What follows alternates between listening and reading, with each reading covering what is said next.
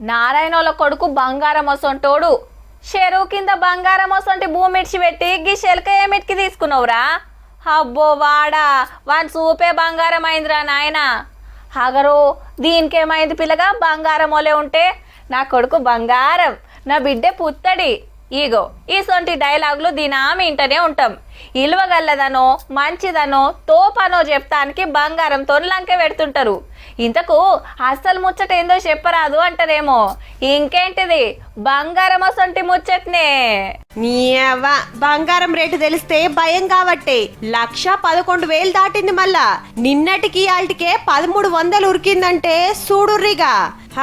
బిడ్డ లగ్గానికి ఓ 20 తులాలు కొనాలంటే ఎకరం భూమి అమ్మాలనేమో. పో ఓ ఏడాది కిందట 89,000కు తులం ఉండే. 12 నెలల్లోనే 21,000 పెరిగిందంటే ఎట్లా ఉరుకుతాందో ఆలోచన వేసుకోర్రిగా. రేపు ఇంకింత వెరుగుడే గాని తగ్గే ముచ్చట ఉండదటుల్లా. రాకెట్ ఎక్కినట్టు నెరిగింత అధ్వానం ఎందుకు మీదికి పోతుందంటే దునియాల పరిస్థితి మంచిగా లేకనట. అమెరికా అధ్యక్షుల వారు ట్యాక్స్ బాంబుల మోత మోగిస్తుండడు ఓ కారణమైతే దేశాల నడుమ యుద్ధాలు ఇంకో కారణం.